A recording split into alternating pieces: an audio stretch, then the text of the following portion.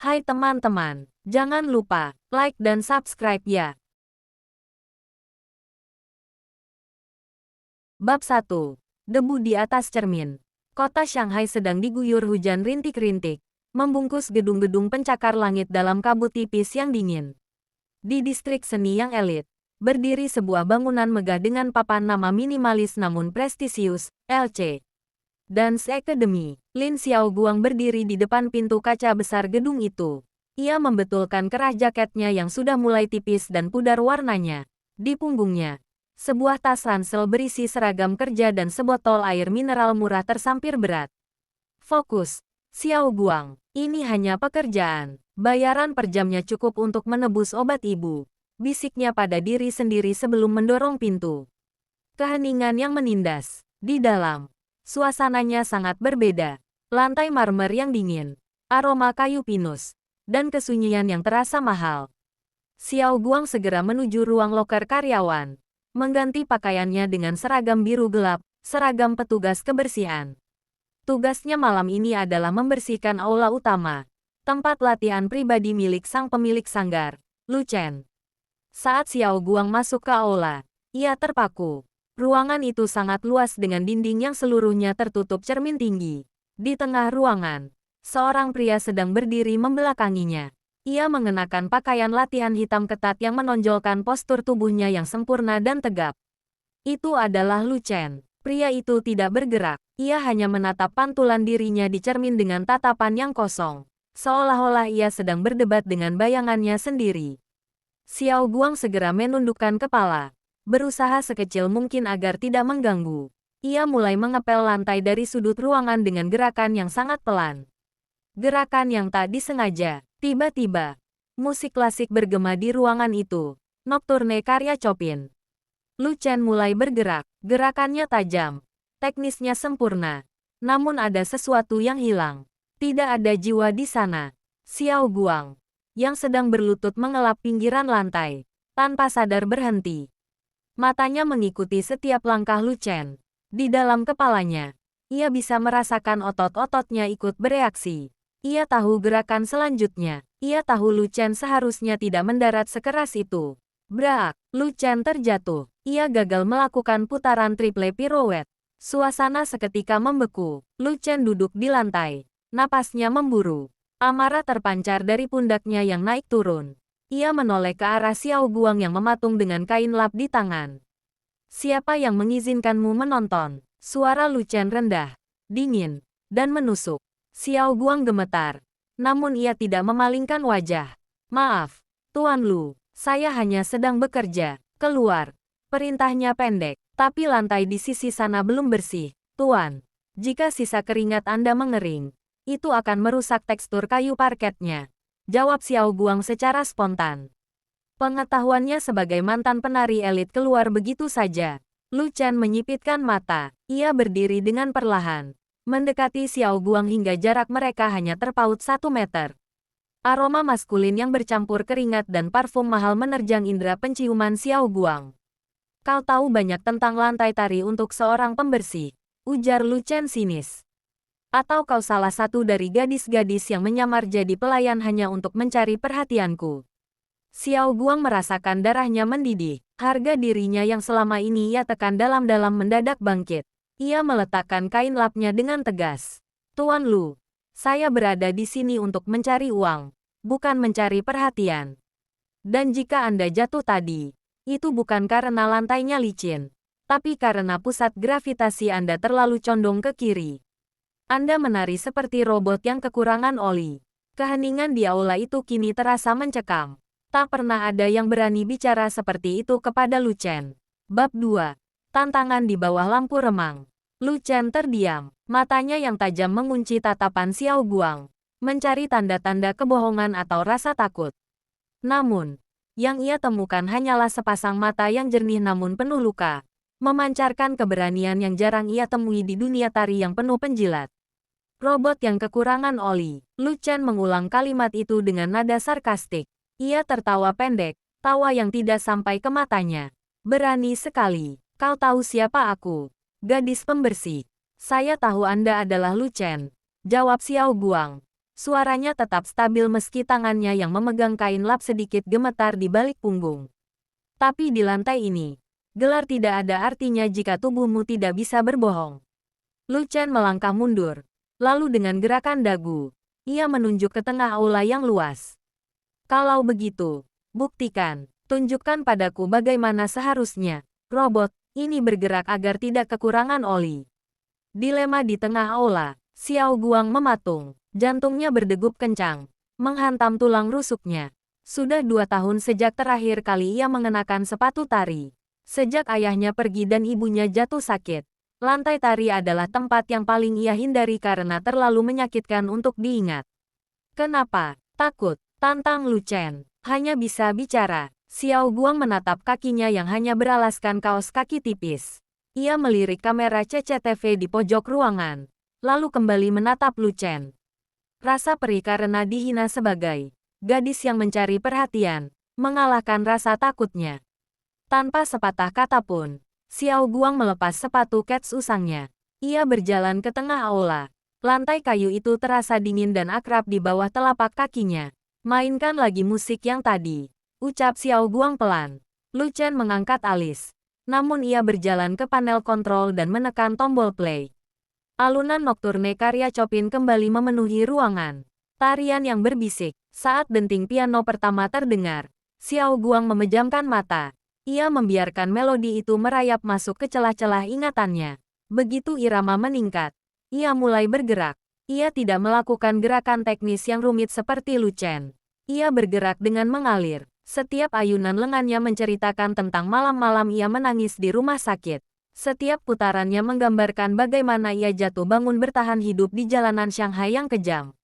Xiao Guang melakukan pirouette. 1, 2, 3. Tubuhnya berputar dengan keseimbangan sempurna. Ia mendarat dengan sangat lembut, hampir tanpa suara, persis seperti bulu yang jatuh ke tanah. Lu Chen terpaku. Ia melihat sesuatu yang sudah lama hilang dari dirinya sendiri, emosi mentah. Gadis ini tidak menari dengan otot. Dia menari dengan seluruh jiwanya. Lu Chen menyadari bahwa teknik Xiao Guang sangat murni. Didikan kelas atas yang tidak mungkin didapat hanya dari menonton YouTube. Akhir yang menggantung. Musik berhenti. Xiao Guang berdiri mematung di tengah ruangan. Napasnya sedikit tersengal. Rambutnya yang diikat kuda kini sedikit berantakan. Kesadaran mendadak menghantamnya. Ia baru saja membongkar rahasia yang ia simpan rapat-rapat. Siapa kau sebenarnya? Suara Lu Chen kini tidak lagi dingin, melainkan penuh selidik. Teknik port de brass seperti itu. Kau bukan sekadar orang yang lewat. Kau belajar di mana? Sebelum Xiao Guang sempat menjawab, pintu aula terbuka dengan keras. Seorang manajer dengan wajah panik masuk. Tuan Lu, maaf mengganggu. Tapi ada masalah dengan sponsor untuk pertunjukan musim gugur. Manajer itu berhenti sebentar, menatap Xiao Guang dengan bingung. Kau, petugas kebersihan. Kenapa kau tidak memakai sepatumu? Cepat selesaikan pekerjaanmu dan keluar. Xiao Guang segera menunduk, mengambil sepatunya, dan lari keluar dari aula tanpa menoleh lagi. Di tengah aula, Lu Chen masih berdiri diam. Ia mengambil kain lap yang ditinggalkan Xiao Guang di lantai. Ia menatap kain itu, lalu menatap pintu tempat gadis itu menghilang. Gadis itu, gumam Lu Chen. Dia bukan sekadar pembersih, dia adalah cahaya yang kucari. Bab 3. Jejak yang tertinggal. Malam itu, Lu Chen tidak bisa tidur. Bayangan Xiao Guang yang berputar di tengah aula terus menghantui benaknya. Gerakan gadis itu tidak hanya sempurna secara teknis, tetapi memiliki ritme kesedihan yang hanya dimiliki oleh mereka yang pernah berada di puncak lalu jatuh ke dasar. Lu Chen duduk di meja kerjanya yang luas, menghadap jendela besar yang menampilkan gemerlap lampu Shanghai. Di depannya, sebuah laptop terbuka. Cari tahu semua data tentang petugas kebersihan bernama Lin Xiao Guang. Ucap Lu Chen dingin melalui sambungan telepon kepada asisten pribadinya, Wang. Tuan Lu, itu hanya staf paruh waktu dari agensi pihak ketiga. Kenapa Anda? Jangan banyak tanya. Kirimkan berkasnya padaku dalam 1 jam. Rahasia di balik tumpukan kertas. 1 jam kemudian, sebuah surel masuk. Lu Chen membacanya dengan teliti. Matanya menyipit saat membaca kolom latar belakang pendidikan. Sekolah Seni Nasional, dikeluarkan pada tahun ketiga. Lalu, matanya tertuju pada nama orang tua, Lin Meiling. Lu Chen terenyah. Kursinya berderit saat ia bersandar. Lin Meiling, sang angsa dari timur. Ia ingat 10 tahun lalu. Ibunya sering mengajaknya menonton pertunjukan Lin Meiling. Wanita itu adalah legenda. Namun, karirnya hancur karena skandal keuangan suaminya yang mengguncang dunia seni. Dunia sangat kejam pada keluarga Lin. Mereka menghapus semua prestasi Meiling seolah wanita itu tidak pernah ada. Jadi, kau adalah putri dari sebuah legenda yang dikubur hidup-hidup, gumam Lu Chen. Ia kini mengerti mengapa tarian Xiao Guang terasa begitu berdarah. Itu adalah tarian dari seseorang yang sedang bertahan hidup. Pertemuan yang direncanakan. Keesokan harinya, Xiao Guang datang ke sanggar dengan perasaan cemas. Ia takut akan dipecat karena kelancangannya semalam. Ia sengaja datang lebih awal, berharap bisa menghindari Lu Chen.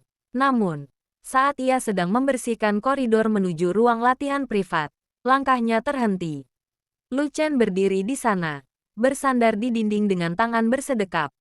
Ia tidak memakai pakaian latihan, melainkan setelan jas abu-abu yang membuatnya tampak sangat berwibawa. Kau datang awal, Lin Xiao Guang. Sapa Lu Chen tanpa ekspresi. Xiao Guang menunduk dalam, memegang erat gagang sapunya. Saya minta maaf untuk kejadian semalam, Tuan Lu. Saya tidak akan mengulanginya lagi. Saya tahu posisi saya. Posisi. Lu Chen berjalan mendekat. Langkah sepatunya bergema di lantai koridor yang sunyi. Posisimu bukan di sini dengan sapu ini. Posisimu adalah di panggung. Xiao Guang mendongak. Matanya membelalak. Saya tidak tahu apa yang Anda bicarakan. Jangan berpura-pura. Aku tahu siapa ibumu. Aku tahu siapa kau sebenarnya. Tekan Lu Chen. Suaranya merendah. Berapa banyak hutang yang harus kau bayar sampai kau rela membuang bakat warisan ibumu untuk menjadi seorang pelayan? Harga diri yang terluka. Wajah Xiao Guang memucat, lalu berubah menjadi merah padam. Anda tidak berhak menyeret nama ibu saya atau masalah pribadi saya. Bakat tidak memberi makan orang sakit, Tuan Lu. Bakat tidak bisa membayar biaya rumah sakit. Ia hendak berbalik pergi. Namun Lu Chen mencengkeram lengannya. Bukan dengan kasar, tapi dengan kemantapan yang memaksa. Aku punya penawaran, ujar Lu Chen. Ikuti audisi untuk posisi penari utama di pertunjukan The Valence One. Jika kau lolos, aku akan melunasi seluruh hutang medismu dan memberikan perawatan terbaik untuk ibumu di pusat rehabilitasi milik keluargaku. Xiao Guang terdiam. Penawaran itu terlalu indah untuk menjadi kenyataan, namun juga terasa seperti jebakan. Kenapa Anda melakukan ini? Anda bahkan tidak menyukai cara saya bicara kemarin, tanya Xiao Guang curiga. Lu Chen menatap mata Xiao Guang dengan intensitas yang membuat gadis itu menahan napas. Karena aku butuh seseorang yang bisa membuatku merasakan musik lagi. Dan kau adalah satu-satunya orang yang berani menyebutku robot. Lu Chen melepaskan cengkeramannya dan memberikan sebuah amplop hitam. Audisinya 3 hari lagi. Jika kau tidak datang, anggap saja kau sudah membunuh impian ibumu untuk kedua kalinya. Xiao Guang berdiri mematung di koridor yang dingin, menatap amplop hitam di tangannya. Di satu sisi, ada secercah harapan. Di sisi lain, ia tahu bahwa masuk kembali ke dunia tari berarti ia harus siap menghadapi luka lama yang siap mengoyak hatinya kembali. Bab 4. Dansa di balik bayang-bayang. Xiao Guang menatap amplop hitam itu selama berjam-jam di kamarnya yang sempit. Di sudut ruangan, ibunya, Lin Meiling, sedang tidur terlelap dengan napas yang terdengar berat. Dinding kamar itu penuh dengan bercak lembab, sangat kontras dengan kemewahan sanggar Lu Chen. Ibu, bisik Xiao Guang sambil mengusap jemari ibunya yang kini kurus dan kasar. Apa aku harus melakukannya? Apa aku sanggup kembali ke tempat yang menghancurkan kita? Tidak ada jawaban. Hanya suara detak jam dinding yang usang. Namun, dalam diamnya, Xiao Guang tahu, ini adalah satu-satunya jalan keluar dari kemiskinan yang mencekik ini.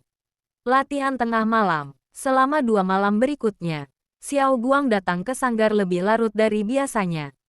Setelah seluruh staf pulang dan lampu-lampu besar dimatikan, ia menyelinap ke aula utama. Ia tidak menyalakan lampu panggung, hanya mengandalkan cahaya bulan yang menembus jendela kaca besar. Ia mulai berlatih. The Valence One. Gerakannya awalnya kaku, sendi-sendinya protes, dan bekas cedera di pergelangan kaki kanannya mulai berdenyut perih. Namun, setiap kali rasa sakit itu muncul, ia teringat wajah Lu Chen yang dingin dan meremehkan. Aku bukan pengecut, gumamnya sambil melakukan Grand Jeté lompatan besar di udara. Tanpa ia sadari, di ruang kontrol yang gelap di lantai atas, seseorang sedang mengawasinya.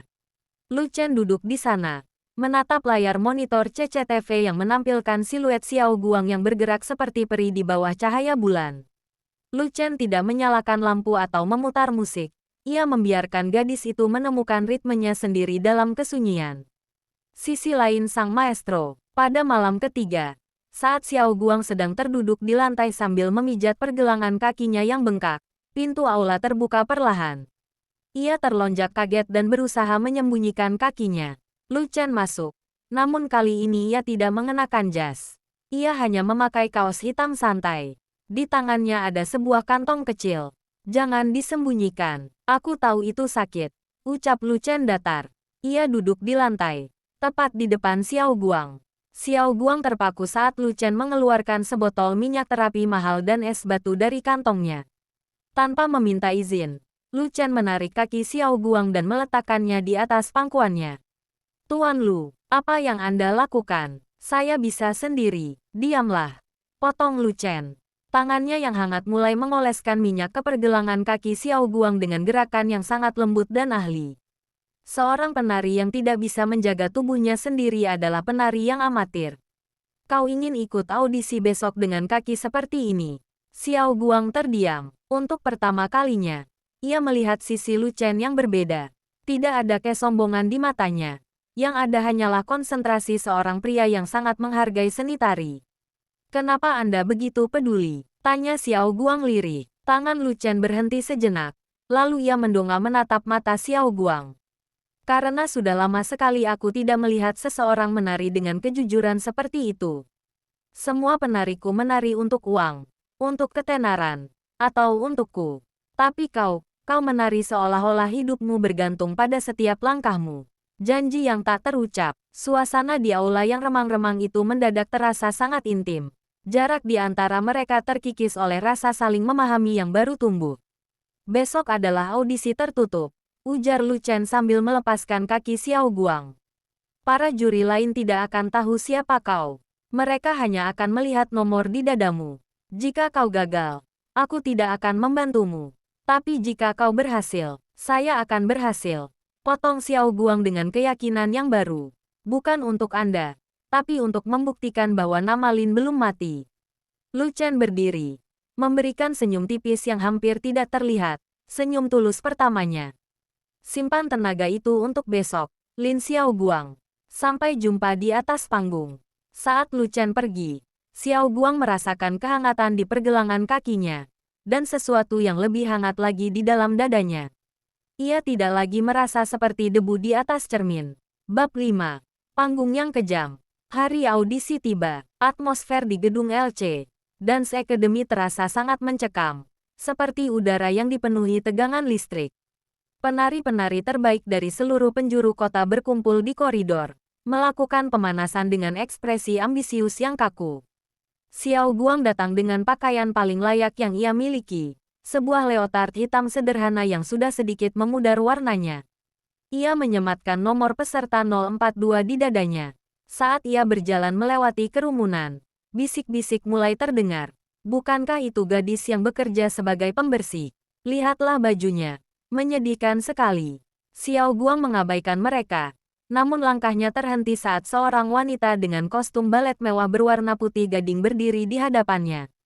Rival dari masa lalu, Lin Xiao Guang. Benar-benar kau. Xiao Guang menelan ludah. Wanita itu adalah Song Jia, mantan sahabatnya sekaligus rival terberatnya saat di sekolah seni dulu. Kini, Jia adalah prima balerina di sanggar Lu Chen dan kekasih dari sponsor utama akademi tersebut. Lama tidak bertemu. Jia, jawab Xiao Guang pelan. Jia tertawa. Sebuah tawa yang terdengar sangat meremehkan. Aku mendengar rumor bahwa ada pembersih yang mencoba peruntungan di sini. Tapi aku tidak menyangka itu kau. Xiao Guang, sadarlah, kau sudah mati sejak ayahmu menghancurkan reputasi sekolah kita. Kembali saja ke sapu dan pelmu sebelum kau mempermalukan dirimu sendiri. Panggung tidak peduli pada siapa ayahku. Jia, balas Xiao Guang. Matanya berkilat. Panggung hanya peduli siapa yang menari paling baik. Ujian di depan panel juri. Pintu aula besar terbuka. Satu persatu peserta masuk dan keluar dengan wajah lesu. Hingga akhirnya, suara asisten bergema. Nomor 042. Lin Xiao Guang. Silakan masuk. Di dalam aula yang megah, 3 juri duduk di balik meja panjang. Di tengah-tengah mereka, Lu Chen duduk dengan wajah tanpa ekspresi. Seolah-olah percakapan intim mereka malam itu tidak pernah terjadi. Di sampingnya duduk direktur artistik yang dikenal sangat galak, Madam Wang.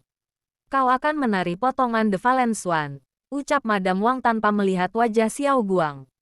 Musik dimulai dalam 3, 2, 1. Lagu dimulai. Awalnya, Xiao Guang merasa kakinya berat. Ia bisa merasakan tatapan tajam Lu Chen yang mengawasi setiap inci gerakannya. Namun, saat melodi mencapai bagian klimaks yang melankolis, ia teringat wajah ibunya dan betapa kerasnya ia berjuang hanya untuk sampai di titik ini. Ia melompat, tinggi, ringan, seolah-olah ia benar-benar memiliki sayap. Sabotase yang tak terduga. Saat melakukan gerakan forward putaran berturut-turut, Xiao Guang mendadak merasakan sesuatu yang aneh di lantai. Lantai itu terasa licin secara tidak wajar di satu titik tertentu. Seseorang telah sengaja menumpahkan minyak silikon bening di sana. Dek, kaki Xiao Guang tergelincir. Tubuhnya kehilangan keseimbangan. Seluruh juri menarik napas pendek. Namun, alih-alih terjatuh dengan memalukan, Xiao Guang menggunakan momentum jatuh itu untuk melakukan gerakan improvisasi. Sebuah gulingan artistik yang menyatu dengan koreografi. Seolah-olah itu adalah bagian dari sang angsa yang sedang sekarat. Ia bangkit kembali dengan transisi yang begitu halus hingga tampak seperti disengaja. Ia mengakhiri tarian dengan posisi bersimpuh. Napasnya memburu. Matanya menatap langsung ke arah Lu Chen. Keputusan yang menentukan. Keheningan menyelimuti ruangan. Madam Wang tampak bingung. Itu improvisasi yang menarik. Tapi kau hampir jatuh tadi. Itu bukan hampir jatuh. Suara Lu Chen memecah kesunyian. Ia berdiri. Matanya tertuju pada titik licin di lantai yang kini berkilat terkena lampu panggung. Ia menoleh ke arah sayap panggung, di mana Song Jia berdiri dengan wajah pucat. Lu Chen kembali menatap Xiao Guang. Teknikmu masih kasar karena kurang latihan. Tapi emosimu, tidak ada yang bisa menandinginya di ruangan ini. Lu Chen mencoret sesuatu di kertasnya. Lin Xiao Guang, kau lolos ke babak final sebagai calon penari utama. Xiao Guang hampir tidak percaya. Namun, kebahagiaannya terhenti saat Madam Wang berbisik cukup keras hingga terdengar olehnya. Tuan Lu, Anda yakin? Jika pers tahu dia adalah putri dari Lin Meiling yang terlibat skandal itu, reputasi pertunjukan ini bisa hancur. Lu Chen hanya menjawab singkat. Biarkan mereka bicara. Aku ingin melihat apakah dunia seni ini masih punya hati atau hanya sekadar topeng. Xiao Guang keluar dari ruangan dengan jantung berdebar. Ia telah memenangkan satu pertempuran. Namun ia sadar, perang yang sesungguhnya baru saja dimulai, terutama setelah ia melihat tatapan penuh dendam dari Song Jia di koridor. Bab 6. Di bawah didikan sang maestro. Kabar tentang si gadis pembersih yang lolos audisi menyebar seperti api di seluruh akademi. Lin Xiao Guang bukan lagi sosok yang tidak terlihat. Kini ia adalah target tatapan sinis dan bisik-bisik di setiap sudut koridor. Namun, Xiao Guang tidak punya waktu untuk peduli. Lu Chen telah memindahkan jadwal latihannya. Bukan lagi di kelas umum, melainkan di studio pribadi lantai paling atas, tempat yang hanya boleh dimasuki oleh penari utama. Metode Lu Chen yang kejam. Ulangi lagi, putaranmu masih terlalu lambat. Suara Lu Chen bergema di studio yang sunyi. Xiao Guang sudah berlatih selama 5 jam tanpa henti. Keringat membanjiri wajahnya. Dan otot kakinya mulai gemetar karena kelelahan. Tuan Lu, saya sudah melakukannya 10 kali. Dan 10 kali pula kau gagal memberikan jiwa pada transisinya. Lu Chen berjalan mendekat, mematikan musik dengan kasar. Ia berdiri tepat di depan Xiao Guang. Auranya terasa sangat menekan. Kau ingin membersihkan nama ibumu hanya dengan bakat rata-rata. Jika hanya ini kemampuanmu, silakan ambil sapumu kembali. Xiao Guang mendongak. Matanya berkaca-kaca karena lelah dan frustrasi. Kenapa Anda begitu keras padaku? Anda tahu kakiku masih cedera. Karena dunia akan jauh lebih keras dariku. Bentak Lu Chen. Ia mencengkeram bahu Xiao Guang. Memaksa gadis itu menatap pantulan mereka di cermin. Lihat dirimu. Di cermin itu. Kau bukan putri Lin Meiling. Kau adalah penari yang ketakutan. Jika kau tidak bisa menguasai rasa takutmu, Song Jia akan memakanmu hidup-hidup di panggung final nanti. Momen kelemahan dan kekuatan. Xiao Guang terdiam. Napasnya tersengal. Tiba-tiba, tubuhnya goyah. Rasa sakit yang tajam menusuk pergelangan kakinya. Dan ia hampir tersungkur jika Lu Chen tidak segera menangkap pinggangnya. Untuk sesaat, waktu seolah berhenti. Wajah mereka begitu dekat hingga Xiao Guang bisa merasakan napas hangat Lu Chen di keningnya. Amarah di mata Lu Chen perlahan memudar, digantikan oleh gurat kecemasan yang ia coba sembunyikan. Cukup untuk hari ini, bisik Lu Chen. Suaranya melembut secara drastis. Ia membantu Xiao Guang duduk di bar pegangan tari. Kau terlalu memaksakan diri. Lu Chen berlutut di depan Xiao Guang. Tanpa ragu ia melepas sepatu balet gadis itu yang sudah mulai koyak. Ia memeriksa bengkak di pergelangan kakinya dengan saksama. Besok aku akan membawakan dokter spesialis untukmu. Jangan berani-berani berlatih sendirian malam ini. Perintah Lu Chen sambil tetap memegang kaki Xiao Guang. Rencana busuk Song Jia. Sementara itu, di lantai bawah, Song Jia berdiri di balik pintu yang sedikit terbuka.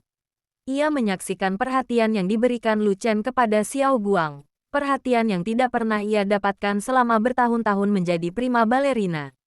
Tangannya mengepal hingga kuku-kukunya memutih. Kau pikir kau bisa merebut posisiku dan Lu Chen sekaligus, Xiao Guang? Jangan harap. Jia mengambil ponselnya dan menelepon seseorang. Halo, aku punya informasi menarik tentang putri koruptor yang mencoba menyusup ke pertunjukan utama. Ya, Lin Xiao Guang, pastikan berita ini naik di halaman depan besok pagi. Kejutan di akhir latihan. Kembali di studio atas. Lu Chen bangkit dan menyerahkan sebuah kotak panjang kepada Xiao Guang. Apa ini? Tanya Xiao Guang bingung. Sepatu baru, dibuat khusus dengan penyangga ekstra untuk cederamu. Jawab Lu Chen sambil berjalan menuju pintu.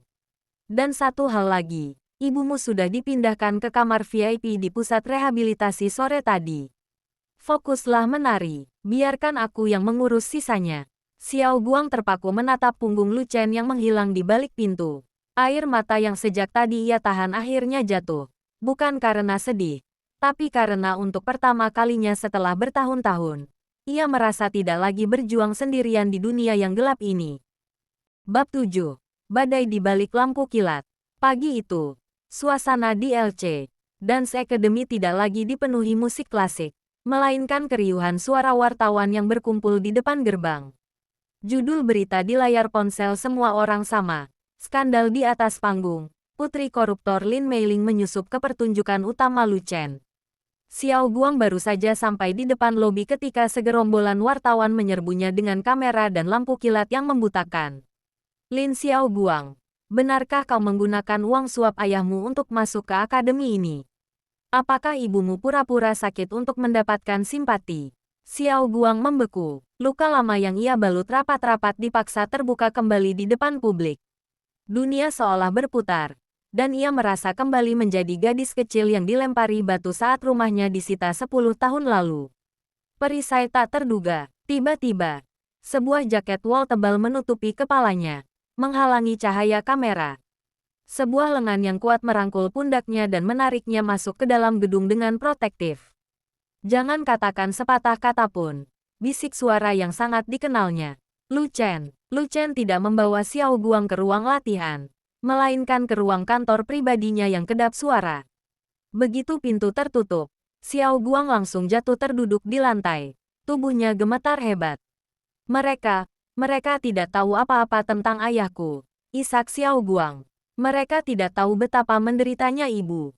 Lu Chen berlutut di depannya. Namun ia tidak memeluknya. Ia memegang kedua tangan Xiao Guang yang dingin. Dengar aku, media butuh mangsa. Dan kau adalah target yang sempurna. Jika kau menyerah sekarang, maka Song Jia menang.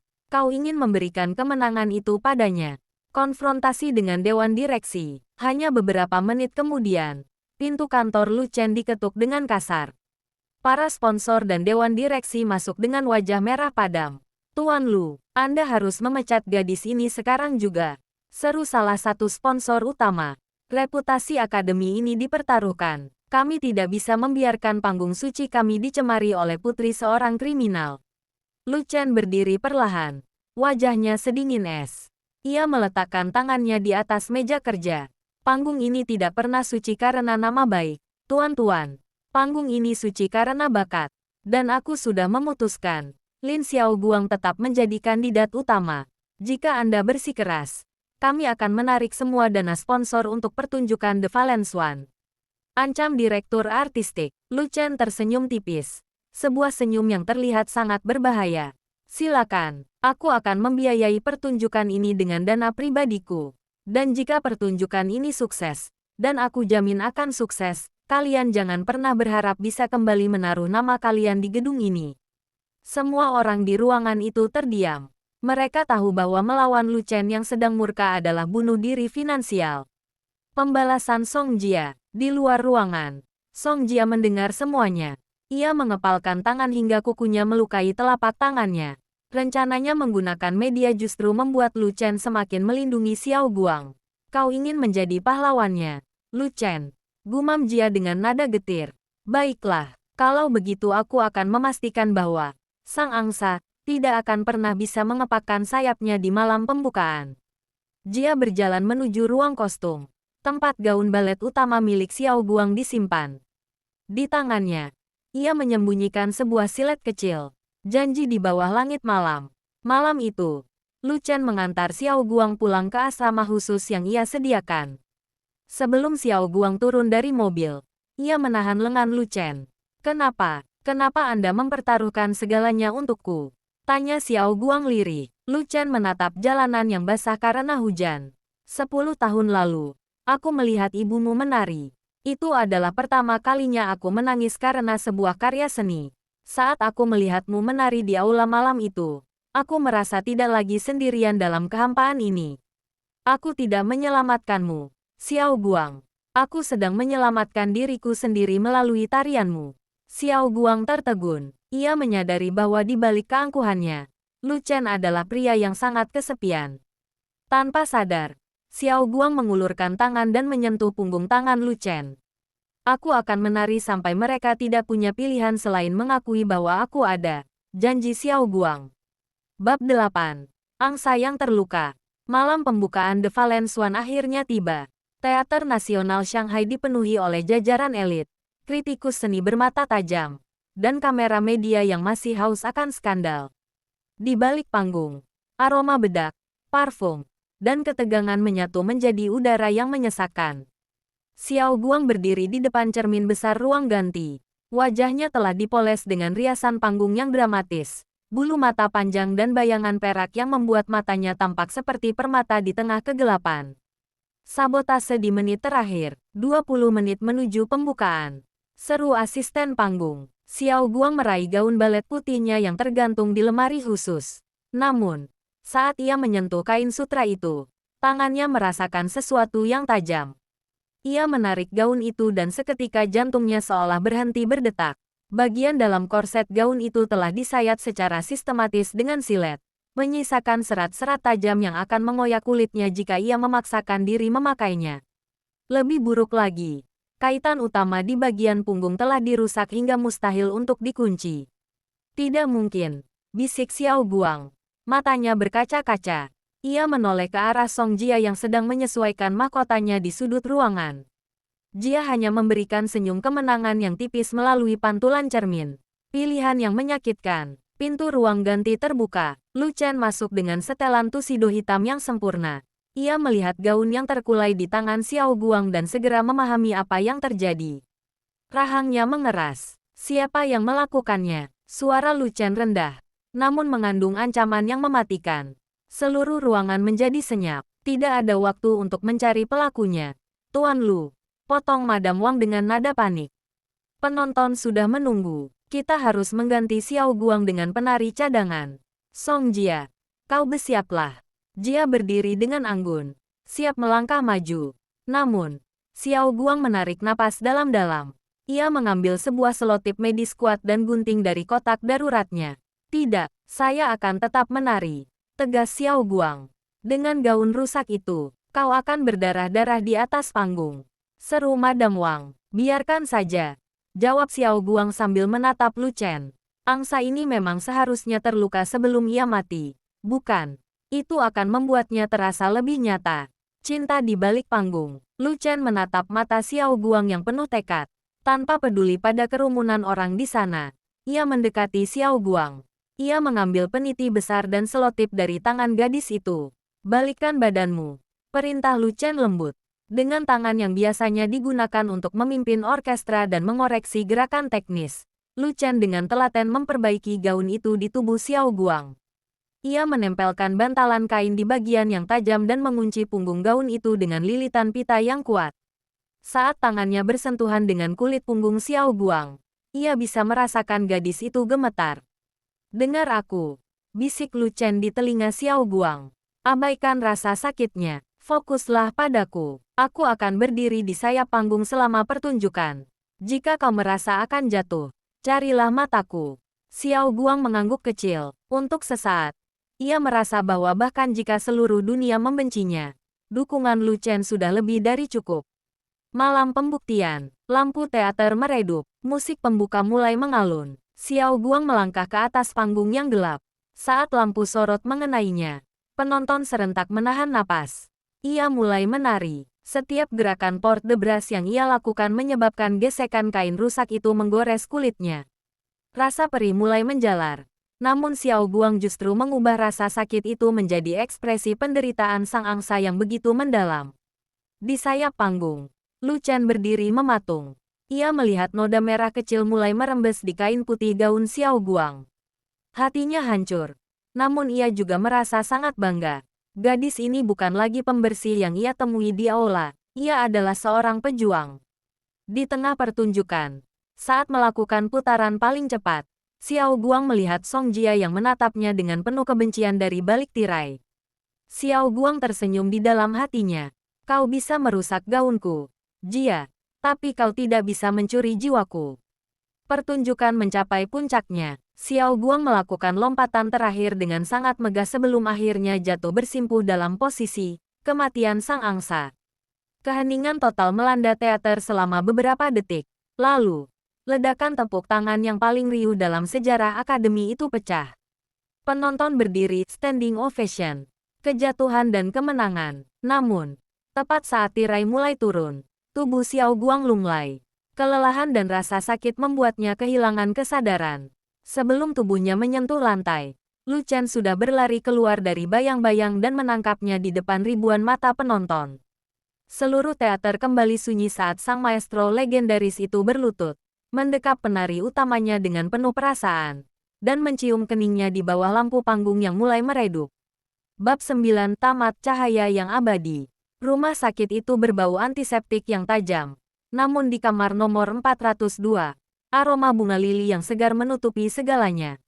Xiao Guang perlahan membuka matanya. Hal pertama yang ia lihat adalah langit-langit putih. Dan hal kedua adalah tangan seseorang yang menggenggam erat jemarinya. Lu Chen. Pria itu tertidur di kursi samping tempat tidur. Masih mengenakan kemeja dari malam pertunjukan.